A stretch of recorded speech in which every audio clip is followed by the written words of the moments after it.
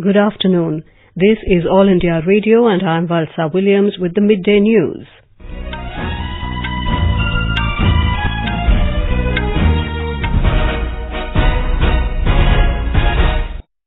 The headlines. Prime Minister Narendra Modi launches mega farmers' welfare schemes from Mathura in Uttar Pradesh, says livestock and environment have been an important part of India's economic thinking. In Jammu and Kashmir, security forces killed Lashkar-e-Taiba terrorist Asif Bhat involved in the attack on fruit growers in Sopore last week. In-camera proceedings to record Unnao rape survivor's statement begin at AIIMS in New Delhi. Former Andhra Pradesh Chief Minister Chandrababu Naidu placed under house arrest in view of his party's Guntur rally. India supports UN Secretary General's call for direct talks between Taliban and Afghan government. And Bangladesh government cuts mobile internet access in Rohingya camp.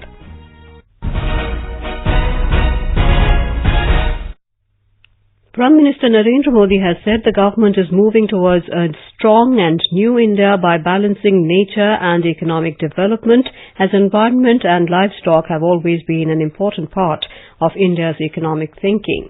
Speaking after launching a series of initiatives in Mathura this afternoon, Mr. Modi said programs like Swachh Bharat, Jal Jeevan Mission and other agriculture and animal husbandry related schemes reflect this thinking.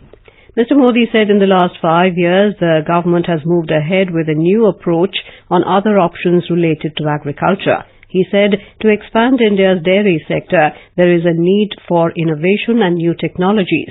He said Startup Grand Challenge has started so that innovations come from rural society.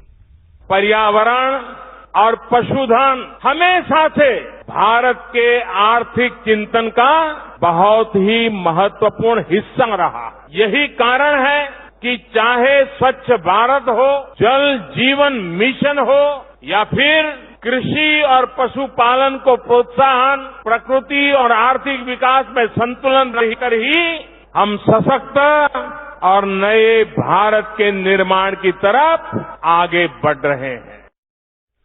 The Prime Minister urged everyone to free their houses, offices and work areas from single-use plastic from the 2nd of October this year. He urged self-help groups working in villages, civil society, social organizations, youth organizations, women's circles, clubs, schools and colleges, government and private institutions to join the campaign. The Prime Minister launched the National Animal Disease Control Program for eradicating the foot and mouth disease and brucellosis in livestock from Mathura in Uttar Pradesh. The program aims at vaccinating over 500 million livestock, including cattle, buffalo, sheep, goats and pigs, against the disease. It will be implemented for a period of 5 years till 2024 at a cost of around 13,000 crore rupees. जिन पशुओं का टीकाकरण हो जाएगा उनको पशु आधार यानी unique ID देकर कानों में टैग लगाया जाएगा. पशुओं को बाकायदा स्वास्थ्य कार्ड भी जारी किया जाएगा. हमारा पशुधन स्वस्थ रहे, पोषित रहे और पशुओं की नई और उत्तम नस्लों का विकास हो. इसी रास्ते पर चलते हुए हमारे पशुपालकों की आय भी बढ़ेगी. The Prime Minister also launched National Artificial Insemination Program and Babugarh Sex Semen Facility during the event. He also started Swachhata Hi Seva program, emphasizing the need to put an end to single use of plastic. Earlier, Mr. Modi visited the Pandit Deen Dayal Upadhyay Pashu Arogya Mela. In-camera proceedings to record the statement of Unnao rape survivor began at All India Institute of Medical Sciences, AIIMS, in New Delhi today. The case pertains to the alleged sexual assault of the woman when she was a minor by accused Kuldeep Singh Sengar at Unnao in Uttar Pradesh in 2017. A temporary court has been set up at the Jayaprakash Narayan Apex Trauma Center in AIIMS, where the woman is presently admitted following an accident on the 28th of July. Her statement is being recorded by District Judge Dharmesh Sharma. Sengar, along with the co-accused Shashi Singh, was also brought to the temporary court. The Delhi High Court had on Friday approved recording the rape survivor's statement at AIIMS after doctors said it was not advisable to bring her to the court premises. Union Minister of Food, Consumer Affairs and Public Distribution Ram Vilas Paswan has said consumer protection rule will be implemented by the 30th of December this year. Talking to reporters in Patna, Mr. Paswan said, under this rule, Consumer Protection Authority will be made powerful for consumer interests. He said under the new law, consumers can complain to the authority not only after buying any product, but before and during buying also. Union Minister said One Nation, One Card is effective in 14 states of the country and in remaining states it will be implemented next year. Union Minister said the centre government has taken a number of major steps for all-round development of every section of society. Mr. Paswan said slowdown of GDP is a temporary phase in the country. He said the situation in Kashmir is improving fast and people are happy after abrogation of Article 370. Union Minister Ravi Shankar Prasad has said that biggest achievement of Modi government in the last 100 days are abrogation of Article 370 in Jammu and Kashmir and the Triple Talaq law. He was addressing the press conference at Ahmedabad on 100 days of bold initiatives and decisive actions. Mr. Prasad said that performance of the Modi government on social security and healthcare sector is also remarkable. Mr. Prasad said that though the economy is slowing down in the first quarter of the current year, but the fundamentals of the economy are quite strong. The government has appointed P.K. Mishra as the Principal Secretary to Prime Minister Narendra Modi. The Appointments Committee of the Cabinet ACC approved the appointment of Dr. P.K. Mishra, who was currently serving as the additional Principal Secretary to the Prime Minister.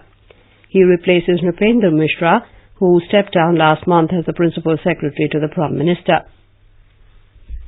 In a recent political development in Andhra Pradesh, Telugu Desam Party President N. Chandrababu Naidu and his son N. Lokesh have been placed in preventive detention at their residence to stop them from organizing an agitation in Guntur district in the state.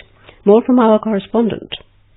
Some leaders of the ruling YSR Congress Party were also detained in Guntur as they too gave a call for protest program to counter the TDP's cadre. Chandrababu Naidu has planned to lead a group of people belonging to Palnadu region of Guntur district to a village Atmakuru. On the other hand, Chandrababu Naidu says he is demanding justice for the people in Atmakuru village where he is trying to express solidarity of the people only. Police forces have been deployed in Atmakuru and also in Palnadu region to prevent any untoward incident. Dr. G. Kondalrao, AIR News, Vijayawada. This is All India Radio giving you the news. For quick news updates round the clock, follow us on Twitter at AIR News Alerts. In Jammu and Kashmir, a Lashkar-e-Taiba LET terrorist involved in a recent attack on a fruit merchant's home in Sopore was gunned down by security forces. Police said security forces raided Noorbagh area of Sopore this morning on the basis of specific input about presence of Asif Bhat, who was involved in the Friday attack. He was killed in a brief encounter in Sopore in the valley's Baramulla district. 2 police personnel were injured in a grenade blast at the encounter site and are out of danger. Jammu and Kashmir Director General of Police Dilbagh Singh told reporters in Srinagar that Asif was challenged to stop but he did not and threw a grenade at police parties. He said Bhat had created terror in Sopore. He is the one who was responsible for making use of OGWs to print and publish posters threatening people not to do the fruit business, not to go for trading, not to open shops and all, not to go for normal day-to-day activities. So we were following him, tracking him. Prime Minister Narendra Modi today said terrorism has become a global threat whose deep roots are flourishing in our neighborhood. He said India is capable of tackling any challenges. Speaking at a function in Mathura, Mr. Modi said terrorism today is a global problem and it has become an ideology which is not bound by national boundaries. Addressing a gathering after launching Swachhata Hi Seva Program 2019, National Animal Disease Control Program and National Artificial Insemination Program in Mathura, Mr. Modi said the world was shaken by 9/11 terror attacks on the day when Swami Vivekananda had given his message on world peace. He said a century ago, Swami Vivekananda gave his historic speech at Chicago about world peace on the 11th of September. Unfortunately, the same day also witnessed 9/11 terrorist attack in the US that shook the world. Today marks the 18 years of 9/11 terror attacks in the United States. On this day, passenger planes hijacked by terrorist group Al-Qaeda crashed into the Twin Towers of the World Trade Center, killing nearly 3,000 people and injuring over 6,000 persons. 9/11 attack led to a global fight back against terrorism, in which India had played a key role. Taking the battle against terrorism, US today issued a new executive order that will enhance the country's ability to target terrorists and those who finance their activities, as well as identify, sanction and deter perpetrators of terrorism worldwide. Our correspondent has filed this report.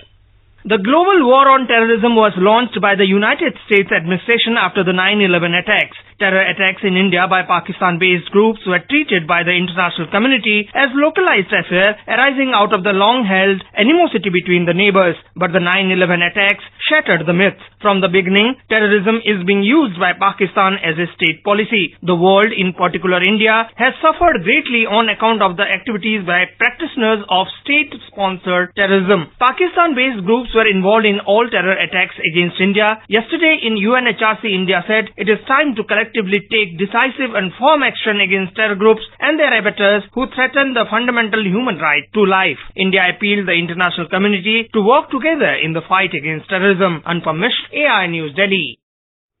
India's permanent representative to the United Nations, Syed Akbaruddin, has said that India supports the United Nations Secretary-General's call for direct talks between the Taliban and the Afghan government.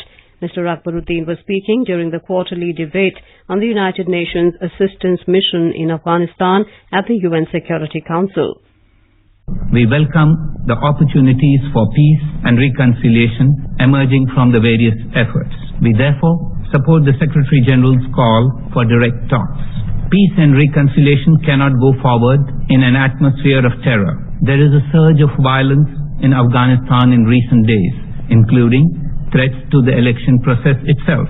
The support and safe havens enjoyed from beyond Afghanistan's borders must be addressed. Earlier, UN Secretary-General Antonio Guterres had reiterated his call for direct talks between the Taliban and the Afghan government.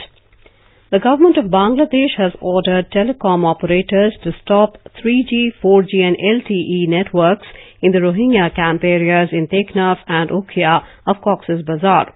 The Secretary-General of the Association of Mobile Telecom Operators of Bangladesh, SM Farhad, said only 2G services will remain active in the area. However, with 2G services, internet connectivity is almost impossible. The operators had already halted sale of SIM cards in the area following government instructions. The instructions were issued after the 25th of August rally of the Rohingyas, marking the second anniversary of fleeing Myanmar after the military crackdown. Poornam, the most popular festival of Kerala, is being celebrated today in all its glory. Keralites across the globe are celebrating their biggest festival with great enthusiasm. It is a 10-day-long festival from Attam to Thiruvonam. President Ramnath Kovind, Vice President M. Venkaiah Naidu and Prime Minister Narendra Modi have greeted people on the occasion. Benchmark domestic equity indices today logged marginal gains for third session in a row in afternoon trade amid positive cues from global stocks. Sensex at Bombay Stock Exchange was up 151 points to trade at 37,296. And now, before we end the bulletin, the headlines once again. Prime Minister Narendra Modi launches mega farmers welfare schemes from Mathura in Uttar Pradesh, says livestock and environment have been an important part of India's economic thinking.